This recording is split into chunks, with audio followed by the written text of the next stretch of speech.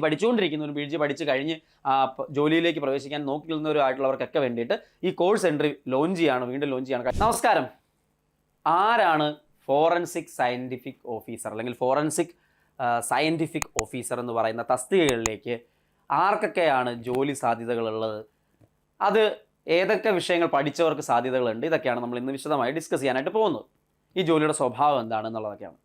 PG ഫിസിക്സോ കെമിസ്ട്രിയോ ബയോളജിയോ forensic സയൻസോ ഒക്കെ പഠിച്ച ആളുകളെ സംബന്ധിച്ച് ഈ ഒരു ജോലി സ്വപ്ന ജോലിയായിട്ട് തന്നെ കാണാൻ പറ്റുന്നതാണ്. വലിയ പ്രൊഫൈലുള്ളൊരു ജോലിയായിട്ട് നമുക്ക് മനസ്സിലാക്കാൻ പറ്റും.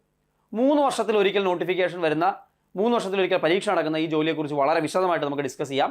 അതേപോലെ ഇതിൻ്റെ ജോലി സാധ്യതകളും എത്ര വേക്കൻസികൾ റിപ്പോർട്ട് ചെയ്യാറുണ്ട് ഇതൊക്കെ ഞാൻ മറ്റ് വീഡിയോകളിൽ ഡിസ്കസ് ചെയ്യുന്നതായിരിക്കും. ഇന്ന് PG സയൻസ് വിഷയങ്ങൾ കഴിഞ്ഞവർക്കുള്ള ഈ സാധ്യത എന്താണ്, ഈ എക്സാം എന്താണ്, ഈ ജോലി എന്താണ് എന്നത് നമുക്ക് കൃത്യമായിട്ടൊന്ന് മനസ്സിലാക്കാൻ ശ്രമിക്കാം. അപ്പോൾ സയൻറ്റിഫിക് ഓഫീസർ, ഫോറൻസിക്കിലെ സയൻറ്റിഫിക് ഓഫീസർ എന്ന് പറയുന്ന തസ്തികകളിലേക്ക് നോക്കുകയാണെന്നുണ്ടെങ്കിൽ ഇതൊരു ഗവൺമെൻറ് പ്രൊഫഷണൽ ആയിട്ടുള്ള ഒരു ആൾക്കാരാണ്, അല്ലെങ്കിൽ അങ്ങനത്തെ ഒരു ജോലിയാണ് സയൻറ്റിഫിക് ഓഫീസർ ഫോറൻസിക് സയൻസ് എന്ന് പറയുന്നത്. ഈ സയൻറ്റിഫിക് പ്രിൻസിപ്പിളെയൊക്കെ ക്രൈം സീൻ എവിഡൻസിന് വേണ്ടിയിട്ടും അല്ലെങ്കിൽ അതിൻ്റെ ലീഗലായിട്ടുള്ള ഇൻവെസ്റ്റിഗേഷന് വേണ്ടിയിട്ടും, അതായത് കുറ്റാന്വേഷണത്തിൽ സയൻസിൻ്റെ ആപ്ലിക്കേഷൻസ് ഉപയോഗപ്പെടുത്തുക എന്നുള്ളതാണ് സയൻറ്റിഫിക് ഓഫീസേഴ്സിൻ്റെ റോള്. നിങ്ങൾ ചില സിനിമകളിലൊക്കെ കണ്ടിട്ടില്ലേ, ഈ വലിയ കുറ്റം നടന്നു കഴിയുമ്പോൾ അല്ലെങ്കിൽ കൊലപാതകങ്ങളൊക്കെ നടന്നു കഴിയുമ്പോൾ അവിടെ ഫിംഗർ പ്രിൻ്റ് എടുക്കാൻ വരുന്ന വിഭാഗമുണ്ട്, അത് വേറെ ഫിംഗർ പ്രിൻ്റ് സർച്ചർ എന്ന് പറയുന്ന വിഭാഗമുണ്ട്, സയൻസിന് ഉപയോഗിക്കുന്നതാണ്. അതേപോലെ തന്നെ അവിടുത്തെ കെമിക്കൽ സാമ്പിളുകളെ പരിശോധിക്കാൻ അല്ലെങ്കിൽ DNA സാമ്പിളുകളെ പരിശോധിക്കാനായിട്ട്, ഹെയർ അല്ലെങ്കിൽ ബോഡി ഫ്ലൂയിഡ്സ് ഒക്കെ പരിശോധിക്കാനായിട്ട്, അല്ലെങ്കിൽ ബുള്ളറ്റും കാര്യങ്ങളൊക്കെ ഉണ്ടായിരുന്നാണ് അത് പരിശോധിക്കാനായിട്ടൊക്കെ ഓരോ ആൾക്കാർ വരും. ഇതെല്ലാം ഒരേ സബ്ജക്റ്റുകാരല്ല ചെയ്യുന്നത്. അതാണ് ഇതിനകത്ത് ഏറ്റവും കൃത്യമായിട്ട് നിങ്ങൾ മനസ്സിലാക്കേണ്ട കാര്യം എന്ന് പറയുന്നത്. ഇവരെന്താ ചെയ്യുന്നത്? ഇവർ നമ്മുടെ സ്റ്റേറ്റ് അല്ല സെൻട്രൽ ഗവൺമെൻറ്റിൻ്റെ ഫോറൻസിക് സയൻസ് ലാബോറട്ടറിയുമായിട്ട് ചേർന്നുകൊണ്ടുള്ള ജോലിയിലാണ് വരുന്നത്. ക്രൈം സീനുകളിലേക്ക് ഇത് പരിശോധിക്കുക, അതേപോലെ തന്നെ അത് കോടതിയിലേക്ക് എത്തിക്കുക, തെളിവുകൾ എത്തിക്കുക, ഇതൊക്കെയാണ് ഇതിൻ്റെ ഒരു പർപ്പസ് എന്ന് പറയുന്നത്. എന്താണ് ഈ മേഖലയിലുള്ള ഡിവിഷൻ? അല്ലെങ്കിൽ ഞാൻ പറഞ്ഞല്ലോ, എല്ലാം ഒരേ സബ്ജക്റ്റുകാരല്ല. Forensic scientific officers forensic science പഠിച്ച ആൾക്കാർ മാത്രമല്ല. ഇവിടെ നോക്കുവാണെങ്കിൽ നിങ്ങൾക്ക് കാണാനായിട്ട് സാധിക്കും, ബയോളജി ആൻഡ് സെറോളജി എന്ന് പറയുന്ന ഡിപ്പാർട്ട്മെൻ്റ് ഉണ്ട്. അങ്ങനെ ഓരോ ഡിപ്പാർട്ട്മെൻ്റ് ഉണ്ട്. ആ ഡിപ്പാർട്ട്മെൻറ്റിൻ്റെ പ്രത്യേകത എന്താ? DNA പ്രൊഫൈലിങ്ങും analysing blood, hair, semen and body fluids, ഇതൊക്കെ പരിശോധിക്കുക. ബയോളജിക്കലായിട്ടുള്ള കാര്യങ്ങളാണ് ഇവർ നോക്കുന്നത്. അത് MSc ബയോളജി വിഷയങ്ങളിൽ MSc ഉള്ള ആളുകൾക്കാണ് ഈ ബയോളജി ആൻഡ് സെറോളജി എന്ന് പറയുന്ന ആ ഒരു എക്സാമായിട്ട് എഴുതാനായിട്ട് സാധിക്കുക. ഇനി കെമിസ്ട്രി ആൻഡ് ടോക്സിക്കോളജി എന്ന് പറയുന്നതിലേക്ക് വന്നു കഴിഞ്ഞാലോ, അവിടെ നമ്മൾ നമ്മുടെ ഈ ഡ്രഗ്സും അതുപോലെ എക്സ്പ്ലോസീവ് കെമിക്കൽ ആയിട്ടുള്ള സാധനങ്ങൾ, പെട്രോളിയം പ്രോഡക്ട്സ്, പോയിസൺസ് കാര്യങ്ങളൊക്കെ പരിശോധിക്കുന്നവരാണ്. അപ്പോൾ ആ രീതിയിൽ കെമിസ്ട്രി ആൻഡ് ടോക്സിക്കോളജി ഈ മേഖലകൾ മാത്രം ഫോക്കസ് ചെയ്തുകൊണ്ട് കുറ്റാന്വേഷണം നടത്തും. ഫിസിക്സ് അതുപോലെ ബാലസ്റ്റിക്സ് നടക്കുന്ന സമയത്ത് ഫിസിക്സുകാരാണ്, PG ഫിസിക്സുകാരാണ് അതിനകത്ത് മെയിനായിട്ട് നിൽക്കുക. ഇവിടെ PG കെമിസ്ട്രിക്കാരാണ് നിൽക്കുന്നത്, കെമിസ്ട്രി ആൻഡ് ടോക്സിക്കോളജി എന്ന് പറയുന്നത്. ഫിസിക്സുകാരെ സംബന്ധിച്ച് ഫയർ ആംസിനെ കുറിച്ച്, ബുള്ളറ്റ് ട്രാജക്ടറീസിനെ കുറിച്ച്, ടൂൾ മാർക്സിനെ കുറിച്ച്, ഫൈബർ എവിഡൻസിനെ കുറിച്ചൊക്കെയാണ് അവർ ഈ പറയുന്ന പഠനം നടത്തുകയും റിപ്പോർട്ട് സമർപ്പിക്കുകയും ചെയ്യുന്നത്. അപ്പോൾ ഇത് ബയോളജിക്കാർക്കും കെമിസ്ട്രിക്കാർക്കും ഫിസിക്സുകാർക്കും ഉള്ള ഓരോരോ പൊസിഷനാണ്. ഓരോന്ന് സെപ്പറേറ്റ് നോട്ടിഫിക്കേഷൻ വന്ന് സെപ്പറേറ്റ് ആയിട്ടാണ് എടുക്കാറുള്ളത്. സൈബർ ആൻഡ് ഡിജിറ്റൽ ഫോറൻസിക്കിലേക്ക് വന്നു കഴിഞ്ഞാൽ അവിടെ ഡേറ്റ റിലേറ്റഡ് ആയിട്ടുള്ള കാര്യങ്ങൾ അല്ലെങ്കിൽ ഇലക്ട്രോണിക് ആയിട്ടുള്ള കാര്യങ്ങൾ, മൊബൈൽ ഡിവൈസുകളുമായിട്ട് കമ്പ്യൂട്ടർ ബേസ്ഡ് ആയിട്ടുള്ള കാര്യങ്ങളൊക്കെയാണ് ഈ സൈബർ ആൻഡ് ഡിജിറ്റൽ ഫോറൻസിക് എന്ന് പറയുന്ന ആ ഒരു മേഖലയിലുള്ളവർ ചെയ്യുന്നത്. മറ്റൊന്ന് നോക്കൂ, ഡോക്യുമെൻ്റ് എക്സാമിനേഷൻ. അതായത് ഡോക്യുമെൻറ്റിൽ കള്ളത്തരങ്ങൾ കാണിച്ചിട്ടുണ്ടോ, ഹാൻഡ് റൈറ്റിംഗ് ഒക്കെ മനസ്സിലാക്കുക, കറൻസീസിനെ കുറിച്ചൊക്കെ പഠിക്കുക, ഇതൊക്കെയാണ് ഡോക്യുമെൻ്റ് എക്സാമിനേഷൻ എന്ന് പറയുന്നത്. ഇത് നോട്ട് ചെയ്യേണ്ട ഒരു സാധനം. ഈ ഡോക്യുമെൻ്റ് എക്സാമിനേഷൻ എന്ന് പറയുന്നത്, ഡോക്യുമെൻ്റ് എന്ന് പറയുന്നതിലേക്ക് ഫിസിക്സുകാർക്കും കെമിസ്ട്രിക്കാർക്കും എഴുതാനായിട്ട് സാധിക്കും എന്നുള്ളതാണ്. അത്യാവശ്യം നല്ല രീതിയിൽ വേക്കൻസി റിപ്പോർട്ട് ചെയ്യുന്ന ഒന്നുകൂടിയാണ് ഇതെന്നുള്ളത് മനസ്സിലാക്കാൻ പറ്റും. അപ്പോൾ അതിലേക്ക് ഞാൻ വരാം. എനിവേ, ഇങ്ങനെ ഒരു 5 വിഭാഗങ്ങളായിട്ട് ഇതിലൊരു ക്ലാസിഫിക്കേഷൻ ഉണ്ടെന്നും ആ 5 വിഭാഗങ്ങളിൽ 5 ഡിഫറൻറ്റ് PGക്കാർക്കാണ് അപ്ലൈ ചെയ്യാൻ പറ്റുന്നത് എന്നും കൃത്യമായിട്ട് നിങ്ങൾ മനസ്സിലാക്കുക. അതിൽ ഡോക്യുമെൻ്റ് എന്ന് പറയുന്നത് ഫിസിക്സുകാർക്കും കെമിസ്ട്രിക്കാർക്കും ഒരുപോലെ പറ്റുന്നതാണ്. ഫിസിക്സും കെമിസ്ട്രി അല്ലാതെ സെപ്പറേറ്റും ഉണ്ട് എന്നുള്ളതും അറിയുക.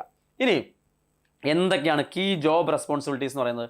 എവിഡൻസ് അനാലിസിസ്, എവിഡൻസുകളെ നന്നായി അനലൈസ് ചെയ്യുക, ജനറേഷൻസ് റിപ്പോർട്ട് ചെയ്യുക, അല്ലെന്നുണ്ടെങ്കിൽ കോർട്ടിലേക്കുള്ള കാര്യങ്ങൾ എത്തിക്കുക, ഇതൊക്കെ ഈ ജോലിയുടെ ഭാഗമായിട്ടുള്ള റെസ്പോൺസിബിലിറ്റീസ് ആണ്. ക്രൈം സീനിൽ അസിസ്റ്റ് ചെയ്യുക, അതായത് ഹൈ പ്രൊഫൈൽ ക്രൈം സീനുകളിലൊക്കെ കോംപ്ലക്സ് ആയിട്ടുള്ള ഇതിലൊക്കെ വരുന്ന സമയത്ത് ഫിസിക്കൽ എവിഡൻസ് കളക്ട് ചെയ്യാനായിട്ട് പോലീസ് വിഭാഗത്തിനൊപ്പം തന്നെ ഈ പറയുന്ന ക്രൈം സീൻ അസിസ്റ്റ് ചെയ്യാനായിട്ട് നമ്മുടെ സയൻറ്റിഫിക് ഓഫീസേഴ്സും പോവാറുണ്ട്. അതാണ് ഈ സയൻറ്റിഫിക് ഓഫീസേഴ്സിൻ്റെ ജോലിയുടെ ഒരു കാര്യം എന്ന് പറയുന്നത്. ഞാൻ ഓൾറെഡി പറഞ്ഞു കഴിഞ്ഞു എഡ്യൂക്കേഷൻ റിക്വയർമെൻറ്റ്സ് എന്തൊക്കെയാണ്.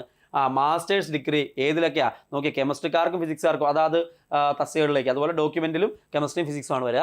ബയോളജി ഉണ്ട്, ബയോ കെമിസ്ട്രി ഉണ്ട്, ബയോ ടെക്നോളജി ഉണ്ട്, അല്ലെങ്കിൽ സൈബർ സെക്യൂരിറ്റി ഉള്ളവരൊക്കെ ഈ ജോലിയിൽ എഴുതാൻ പറ്റും. അതേപോലെ തന്നെ പബ്ലിക് സർവീസ് കമ്മീഷൻ പറയുന്ന പ്രകാരം MSc ഫോറൻസിക് സയൻസ് ഗ്രാജുവേറ്റിന് ഡയറക്ട്ലി ഈ റോളുകളിലേക്ക് വരാനുള്ള സാധ്യതയും ഉണ്ട് എന്ന് മനസ്സിലാക്കുക. അപ്പോൾ ഇതാണ് ഈ ജോലിയുടെ പ്രത്യേകത എന്ന് പറയുന്നത്. നിങ്ങൾക്ക് ഏകദേശം ഒരു ധാരണ ഉണ്ടായിട്ടുണ്ടെന്ന് ഞാൻ വിചാരിക്കുകയാണ്.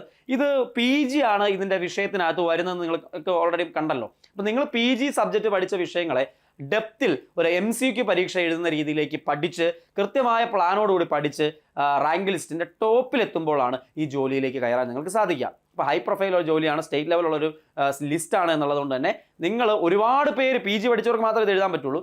സബ്ജക്ട് നോളജ് ഉള്ളവർക്ക് മാത്രമേ ഇതിനകത്ത് പഠിച്ച് കയറാൻ പറ്റുള്ളൂ. അത് നിങ്ങൾക്കൊരു 1-2 മാസം കൊണ്ട് പഠിച്ച് പെട്ടെന്ന് എടുക്കാൻ പറ്റുന്ന ഒരു സാധനവുമല്ല. അതുകൊണ്ടാണ് പലപ്പോഴും PG കോഴ്സുകൾ അല്ലെങ്കിൽ PG ക്വാളിഫിക്കേഷൻ വരുന്ന തസ്തികകളിലേക്കുള്ള കോഴ്സുകൾ വളരെ നേരത്തെ തന്നെ നമ്മൾ ലോഞ്ച് ചെയ്യാറുള്ളത്. അത്തരത്തിൽ ഈ പറയുന്ന ഫോറൻസിക്കുമായിട്ട് ബന്ധപ്പെട്ടുകൊണ്ട് സയൻറ്റിഫിക് ഓഫീസറുടെ ഈ തസ്തിക നമുക്ക് അടുത്ത വർഷത്തിൽ 2027 അടുത്ത നോട്ടിഫിക്കേഷൻ പ്രതീക്ഷിക്കുന്നുണ്ട്. അതുകൊണ്ട് തന്നെ അതിലേക്ക് ഫോക്കസ് ചെയ്ത് പഠിക്കാൻ താല്പര്യമുള്ള PG ഉദ്യോഗാർത്ഥികളായിട്ടുള്ളവരും PG പഠിച്ചവരും PG പഠിച്ചുകൊണ്ടിരിക്കുന്നവരും PG പഠിച്ച് കഴിഞ്ഞ് ജോലിയിലേക്ക് പ്രവേശിക്കാൻ നോക്കി നിൽക്കുന്നവരുമായിട്ടുള്ളവർക്കൊക്കെ വേണ്ടിയിട്ട് ഈ കോഴ്സ് എൻട്രി വീണ്ടും ലോഞ്ച് ചെയ്യാണ്. കഴിഞ്ഞ തവണയും നമ്മൾ ഈ കോഴ്സുകൾ നൽകിയിട്ടുണ്ടായിരുന്നു. നല്ല രീതിയിൽ അതിൻ്റെ ലിസ്റ്റിലേക്ക് നമ്മുടെ കുട്ടികൾ വന്നിട്ടുണ്ട്. സോ PG ലെവലുള്ള ഇപ്പോൾ ICDS ആണെങ്കിലും അല്ലെങ്കിൽ HSST നോൺ വൊക്കേഷണൽ പോലുള്ള കോഴ്സുകളിലെല്ലാം അല്ലെങ്കിൽ ഡയറ്റ് പോലുള്ള കോഴ്സുകളിലെല്ലാം നല്ല സ്റ്റാൻഡേർഡ് ഓഫ് ക്ലാസ് നമ്മൾ മെയിൻറ്റെയിൻ ചെയ്യുന്നുണ്ട്. അതിൻ്റെ റിസൾട്ട് നമുക്ക് ഉണ്ടാകുന്നുണ്ട്.